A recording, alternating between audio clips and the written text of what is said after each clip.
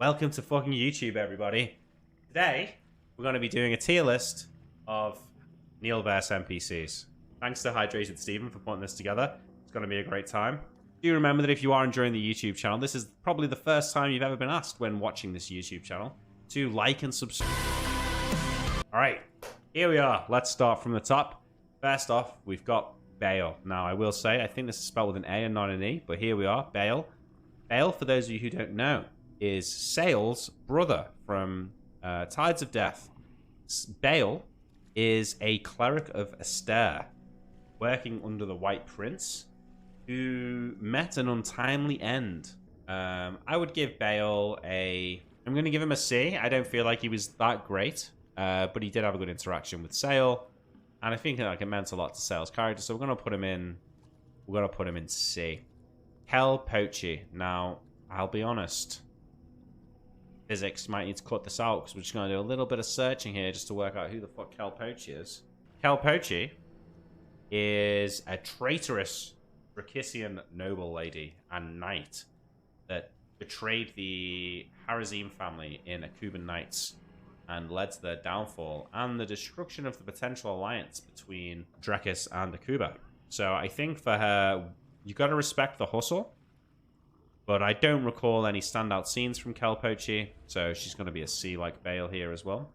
Next, we've got Seymour. Now, Seymour is John's former spider monkey companion in Tides of Death. Seymour and John became fast friends until John's recent character change when Seymour no longer hangs out with him and is now hanging out with Nilrim, which honestly is kind of bullshit. I like Seymour. I think for a monkey, he's got a lot of character. That's an A-tier NPC right there. Okay. Next, we've got Lady Nightingale. Another Tides of Death NPC here. Lady Nightingale is a noble lady living in the main town that we started in Tides of Death, the name of which is Port Ferris. Living in Port Ferris. She was one of the party's, one of the crew's first legit contacts. She did have a brief affair with John Winters before recent character developments. And actually, I felt like there was some great role-playing with Nightingale between Nightingale and John, and I think that we saw a lot of John's true character around her. I'd say she's an A-class NPC. I'm a big fan of Lady Nightingale. Okay, we've got the Wayfarers. The Wayfarers are a group of Eridonian heroes that have been working in Drekis since the fall of Eridon in the hopes to rejuvenate its position. I don't find the Wayfarers super interesting as far as NPCs go, but I do think they've played a significant part in Tombs of Scoria. And for that, I will give them a B. Well, no, I'm going to give them a C. I don't think they're that interesting. Let's see. Merlin. Merlin is the former teacher of Nilrim, who basically taught him to become a wizard, and later on down the line, when Nilrim became the evil lightning-toting wizard that we know today, he traveled back to Redport to visit his former master, Merlin, and captured him, and he now lives enslaved in our secret pirate base, being used to teach Nilrim's apprentice the ways of magic. I think he's another C tier, to be honest. I don't think he's not a bad NPC, but he's not particularly interesting to me. Wiley.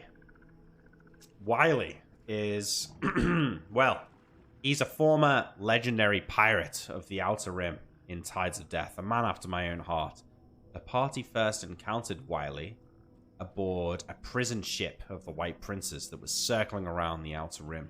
He has a knife for a hand, but he has pirate knowledge. He knows the Outer Rim like the back of his hand, and he's loyal, and he's happy to be back on the seas, adventuring once again, and he's a great advisor for John and the rest of the crew, but mainly for John. Wiley's a great NPC. I'd say he's definitely A tier. He's pushing S tier, to be honest, Wiley, but I'm putting him on A tier for now, because he's not quite up there with some of the S tier NPCs that we're going to be seeing further down the line here. Okay, next we've got Atropos, who is recently made a massive splash in Tombs of Scoria. Atropos is some sort of ancient, overwhelmingly evil demigod, demon, actual god. We're not sure, but whatever she's up to, it's really fucking evil. And she takes what she wants, and she's very hungry. As far as ranking her, well, okay, let's think about this. Atropos, she's got good aesthetics. I'll give her that. Huffing the vapors from the mountain. Blind, but can see everything. The fact that she eats babies. I say Atropos, for now, is a B tier NPC. But I think in the future could maybe be bumped up. I think she's quite cool. Bokassa. This is going back a little bit. To remember who Bokassa is, you've got to go all the way back to the early days of Frozen Frontier, when the party led by Sir William Marshall, or Kel William Marshall, was first traveling out of the Fort Wick at the northernmost point of Caledonia. They traveled to the south, and they initially ran into some groups of gnolls. The first few episodes or so involved small skirmishes with these gnolls until eventually tracking them down to their lair in an abandoned crypt built into the side of a mountain, long since left for dead by the humans that lived there thousands of years ago.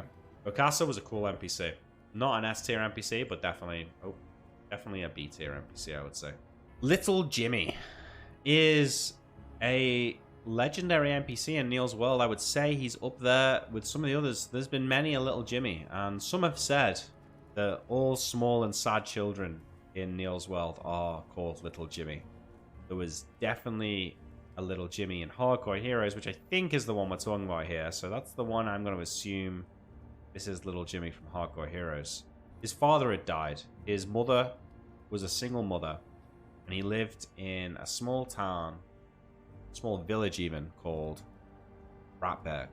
The conniving knight and rogue traveled to Ratberg to rid them of a problem with rat infestation, if you could believe it. And we eventually realized that there was a lycanthrope plaguing the village. Little Jimmy and his mother had come into contact with the beast and had been bitten.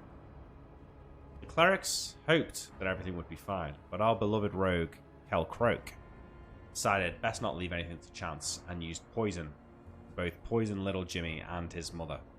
And then Malachi and Van returned to find that whilst Little Jimmy's mother died, Jimmy himself survived, but unfortunately Kel Croak was right, and the boy had contracted lycanthropy and was turning into a were-rat. So for a while, Little Jimmy traveled with the party, eventually becoming a cleric after Van Helsing cured him of his lycanthropy. Good NPC. Was with the party for a while, but really didn't say too much, so it's a C tier, but it's a good story. Musa here is the brother-in-arms, basically, of Bokassa, the leader of a second tribe of gnolls further to the south in Caledonia. I would say Musa was... He betrayed me. Fuck him. I tried to go into his little hut to negotiate, and he had them all attack me in the back. So, fuck Musa. D tier. Bella is the Martha cleric from Tombs of Scoria. Famously in a feud with Anton McGarry. Possibly because Anton's crazy and wants to do evil shit like summoning monsters through gate spells. The Martha cleric, she's okay. She doesn't fill me with great. I don't have any good stories to tell about her. I'm going to give her a C. Okay, Jeeves. Well, what can I say about Jeeves? So, Jeeves was the carriage driver and manservant of Van Helsing and Malachi in Hardcore Heroes. What started out as just a carriage driver became a, heavily recurring NPC. And I'm talking like, basically, he was with the party this whole time, He was always there, always with us, always saying something funny, or always gave a great excuse for us to roleplay with Neil and just have great interactions. Malachi, which was my character, was always sort of giving Jeeves a hard time. The story I'll tell about Jeeves was when we are in the wilderness investigating a strange occurrence in an abandoned village when we're attacked by a hill giant. In the middle of the battle, the hill giant reaches out and grabs Malachi and throws him into his rucksack and starts trying to walk off with Malachi. At this point, the cleric and the ranger, having been launched from the battle, Jeeves draws a short sword that had been given to him and charges at the giant in an attempt to save Malachi. What happened next was that the giant picked Jeeves up as well and threw him in the bag with Malachi. Fortunately, our hero and our butler were, we managed to escape, but it just goes to show how much Malachi meant to Jeeves. And I think anyone who's watched the campaign can agree that Jeeves meant so much to Malachi and to the rest of the group as well. Definitely an S-tier NPC. Possibly the best NPC. Alright, next is someone a little bit more controversial. Richard is the father-in-law of Kel William Marshall. Richard was a great NPC. I thought he was well thought out. I thought he was interesting. He's even made an appearance in Tombs of Scoria. Always an intelligent and an intelligent NPC that makes moves in the world, makes waves. And I think for that reason, Richard for me is an A-tier NPC. Next, we have Rohi, which is the drowned one, or the one that should not be named, the god under the sea. Rohi is definitely a mysterious and world-defining character. And I think for that reason, different reasons to Jeeves, but I think Rohi does deserve an S-tier slot here, because I think really Rohi's the thing that makes the campaign really interesting. Okay, Zara. Zara is another Null leader in Caledonia. Without her, I don't think we'd have finished the campaign the way we did. I don't think she's an S-tier NPC, but I do think Zara's an A-tier NPC in terms of the fact that she was narratively consistent. She impacted the story on a grand scale. She helped the party on a mechanical scale. And I felt like she brought a lot of consequence to the game. I think for that reason, she definitely deserves A-tier. Sombar, or Arc Sombar, the Archmage of Drekis, the second most powerful wizard in Tombs of Scoria. And that's more of a recent development. You would say maybe Imric's mentor and the chief advisor to the Queen of Drekis. I really like Arc Sombar. I think she's, again, intelligent. She impacts the...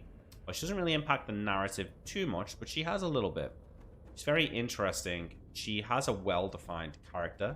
It's always... There's definitely been a lot of points of contention between Arc Sombar and the PCs in Tombs of Scoria. I think that does speak to how important she is as a character. I think I'm going to give her a B tier, just because, like I said, she's not had that big narrative impact on the story that some of these more A and S tier characters have. Next, we've got Shelley. The final love of Imric McGarry. Who he would have married if he hadn't have been the man he's become. I think Shelley represents a lot about Imric's character, at least for me. I mention her a lot, and I think Imric thinks about her a lot as the representation of what life could have been if things had gone differently. We've not seen her too much on screen, so I'm only going to be able to put her in C tier. But for me, she's quite an important NPC. Cabot Moore, who is a secret mage living in the southern tips of Drekis in the Frostlands, living in a tower. This character is from Of Dyson Men and worked significantly with the party and is currently in control of an Orb of Winter, I believe. Some cool points about Cabot Moore. He has a parrot that is his former mentor trapped in the body of a parrot that he sort of keeps around as his familiar. That's really cool. Odam just doesn't have the same place in my heart as the other campaigns that I've been in, but I think Cabot Moore was a really good NPC, and I think he deserves B tier. Cabot Moore's the strongest mage in Arcadia? Yeah, if you believe that, mate. I've got something to say about it. I'd like to see him try and fight Imric. He'd get his fucking ass kicked. Next is the Elven Ambassador, and I assume we've seen a few Elven Ambassadors, actually. We've seen the Elven Ambassador in the Akuban capital city, and we've seen the Elven Ambassador in Drekis, in Wicktron Renta. I'm assuming that this is about the Elven Ambassador in Drekis. He's been a major point of the campaign, actually, and has acted as a touch point between the elves and the party. Always been helpful, always kind of gone out of his way to be kind to us and to help us. And I don't think that makes him a great NPC. You know, there's not been a lot of confrontation with him. He's not really done anything too amazing. But I think he's more like the Martha cleric than Sombar. I have to give him C tier. Okay, next we have Zaz. Really a well-known NPC, actually. Despite her main appearances being in Frozen Frontier, as the pirate captain enlisted to help the Dracissian military by ferrying supplies from the mainland to Caldonia to help William Marshall's expedition.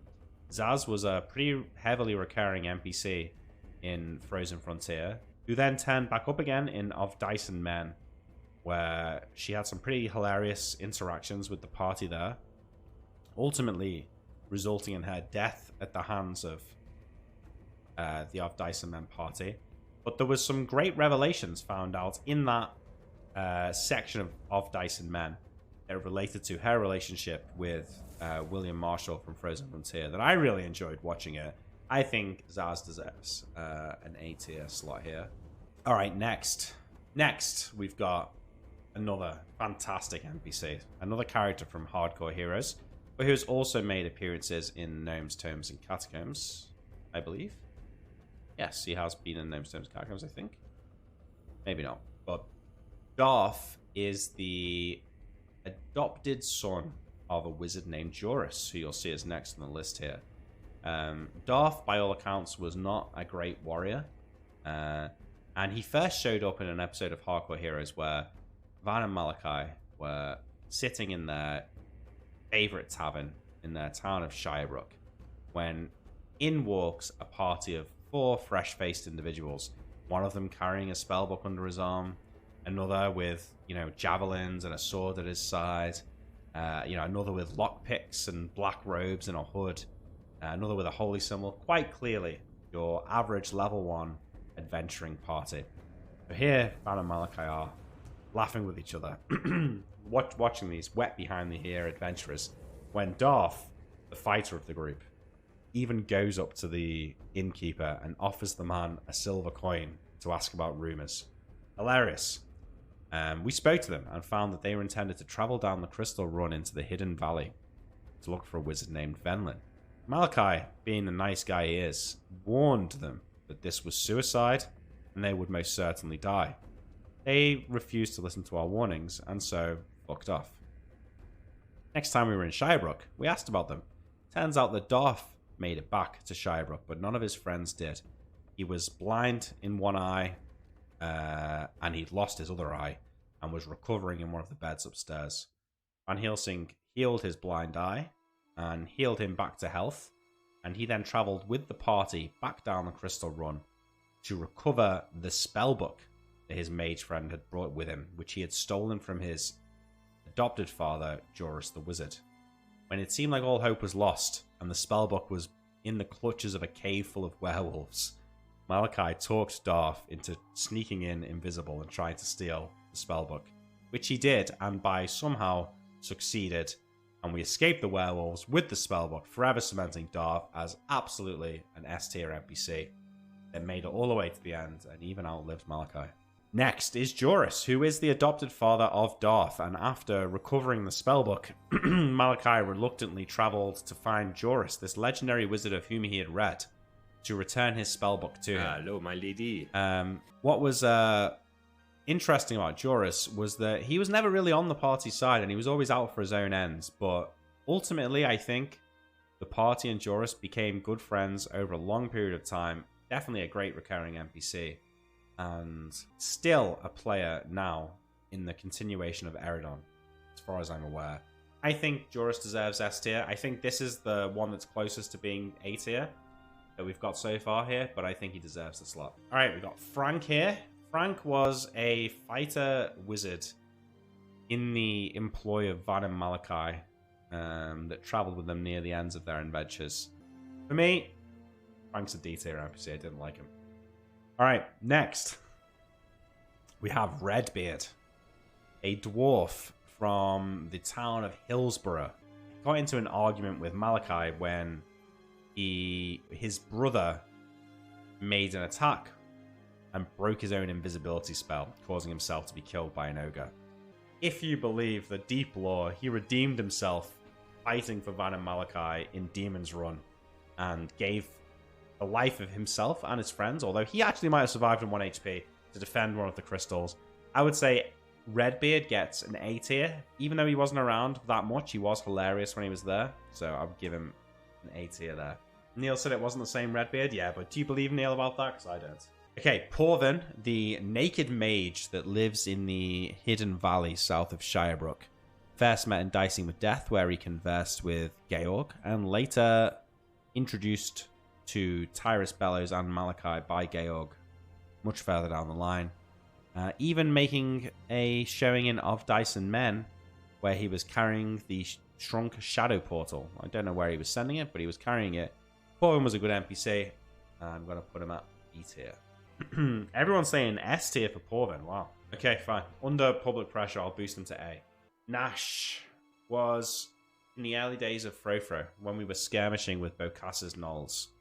Nash was a prisoner captured by the party who traveled with us for a while and became a sort of friend before the eventual battle with Bokassa meant that Nash met his end at the hands of one of his own, I believe. Nash was a good NPC. He was around for a while. Let's see. Is he more like Bokassa or is he more like the others? No, I think he's a B tier. I would say Nash is a B tier. Valaria Wick, the Queen of Drekis, the aunt of the McGarry brothers, and hopefully the future emperor of, or empress of Arcadia. Valaria Wick, well, she's definitely drives the narrative forward. She's definitely a recurring NPC. She's definitely intelligent. She holds her own. I'm a little bit biased to the Queen. I think she at least deserves B tier. Next, someone that you should all know is the legendary, the only kobold on this list, Nimrod. Nimrod, it was an NPC introduced about halfway through Frozen Frontier when the party went to visit some kobolds that they came across and met their king, Grumpkin. Big King Grumpkin. Nimrod was offered to the party as a sort of ambassador for the kobolds. And from that point forward, accompanied the Frofro party through thick and thin, even going so far as to visit the fort and have translated conversations with some of the leaders there. He even had a great character arc by the end. I can't even revisit what happens to Nimrod at the end of his story, but anyone who's seen it knows that it was fucking great. Definitely an S tier NPC, 100%. Daddy McGarry, the father of Imric, Anton, and Tyrael.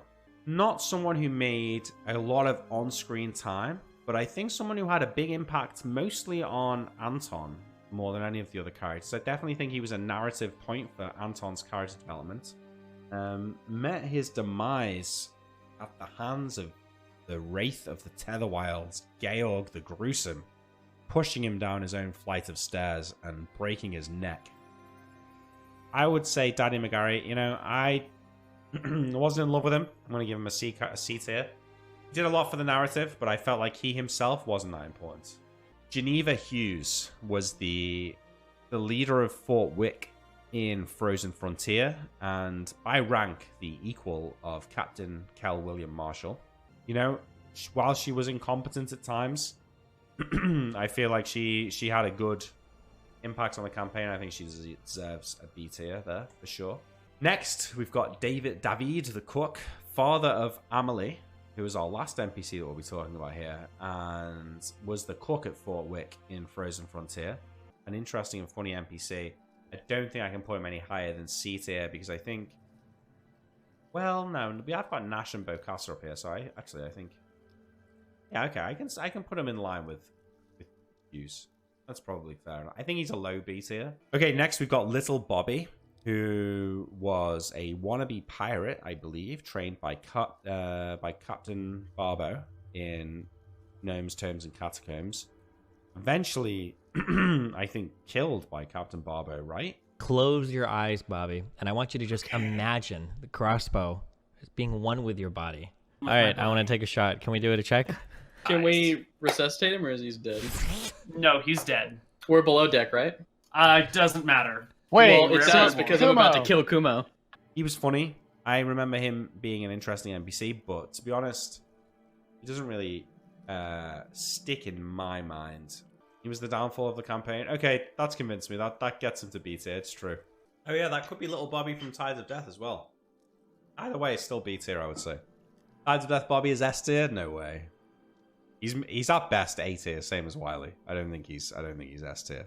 All right, Corporal Alicia. Everyone seemed to love Corporal Alicia. She was just one of the higher ranking people at Fort Wick in Frozen Frontier. I was never fussed by her. I thought she did seem to stick in people's minds, but for me, she's a pretty low C tier NPC. Cassandra was the vampire that was first unveiled in Gnomes, Tomes, and Catacombs and later became a pretty big and recurring threat to the group in Tombs of Scoria before eventually dying at the hands of Imric and Tyrael and Anton in what was really a really dramatic battle. And I think maybe one of the highlights of the early campaign. I think a lot of people would agree that Cassandra was a good NPC. We didn't really see her talking and interacting a lot. I think a B is as far as I can go with it. But I think she was a very interesting enemy. Next, we've got the Blacksmith, which is the Blacksmith from Tides of Death, a recurring friend of Captain John Winters and someone who's assisted the party in their illicit economic dealings. We've not seen a great deal from him. I think he's really middle of the road, B tier. Okay, Neil Team 6 leader, aka the Cup guy. I'm sure everyone watching this knows who this guy is, but there was once upon a time in the fields of Eridon, there was a camp of tents, and in these tents were the soldiers of Mystria, and they were hoovering up magical items from the remnants of the fallen kingdom of Eridon. McGarry brothers lay in wait, invisible to the sides, ready at any moment to make a move, to sneak into this place, to steal their hoard of magic items. The plan was set. They'd carry a silent stone, they'd be invisible, they'd sneak through the front door, and no one would be any the wiser. Fortunately, the party didn't bargain, but Neil Team 6 leader, aka the Cup guy, who just, minding his own business, just like any other night, like any other moment in his life, there he sat at a table, in a tent, in a makeshift tavern, drinking an ale, when all of a sudden, everything went quiet. Too quiet. Neil Team 6 leader, aka the Cup guy, was suspicious, but he was more than suspicious. He'd fucking run through scenarios like this in his mind palace thousands of times before. What would it mean? Why would that happen? What if somebody snuck in invisible with a silent stone? The only way to know would be when things went quiet, and he knew immediately. So what does he do? He reaches for his cup. Now, you got to understand here, this man's only allowed like 3 cups of beer a night, and this beer that he had was still like 3/4 full. That was how strong his convictions were. He launched that beer in the direction of, the general lack of noise, and lo and behold, smash, the beer scatters all over the party, unveiling them, beer dripping over their invisible forms, immediately putting us in grave danger to be slain by the Mystrian soldiers, and we had to peddle a hasty retreat and come up with a new plan. Neil Team 6 leader, aka Cup guy, I think we can all agree, does deserve S tier, just for the memes. Got to be up there. I mean, no one has had so much impact in terms of memery for me, except for maybe Dave from Odam, but Neil Team 6 leader, aka Cup guy, absolutely S tier NPC for me. Would you say that was the most wacky moment? Yeah, that might have been the most wacky moment. Did he survive? Yeah, I think he did, yeah. He's probably like general though. Alright, next is Sergeant Elizabeth. I'm not going to spend too much time. Just another random high-ranking NPC in the fort in Frozen Frontier. Not much different from Corporal Alicia. I'm going to put her next to there. Clertus. Prominent NPC in the early days of Tombs of Scoria. Lawmaster and sort of advisor to the Queen. Clertus acted as a source of knowledge for all things magic items and lost forgotten treasures across the kingdoms of Arcadia. He's got a consistent character. I find him interesting. I think he's a solid B tier. Next, we've got Dog, Kicking Victim. This is the dog of the innkeeper that we met in Eridon in Tombs of Scoria. Again, another character only in here for the memes. I don't think the memes are anywhere near the level of Neil Team 6. But maybe A tier? No, I think a B tier for the dog.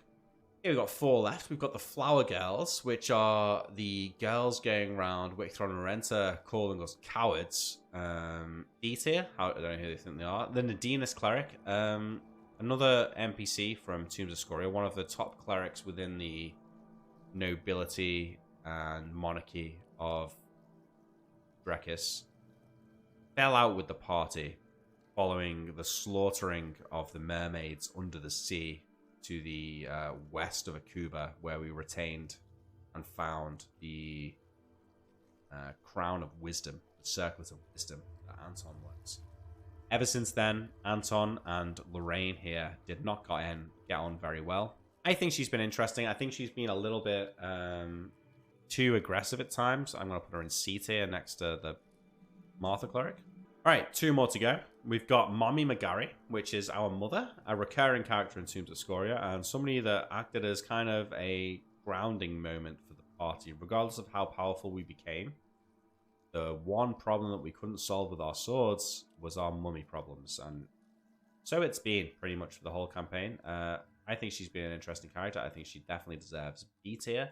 Don't have really any standout moments from her, but I do think she's been interesting all along and has always been a source of good roleplay in the campaign.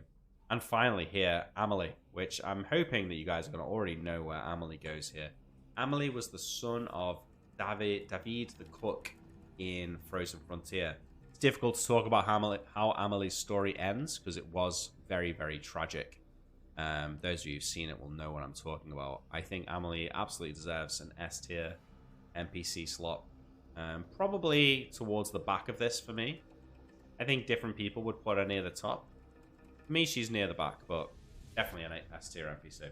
All right, now we're going to go through and start ranking things. So who would we say is our best NPC? I think for me, it has to be Jeeves. I think something like this for me. Jeeves, Nimrod, Darth, Rohi, Joris, Amelie, and then Neil Team 6 leader, aka the Cup guy. There we go, guys. Yeah, we did a video. That's a first for me. It takes a lot. That was fun, though. I enjoyed doing that.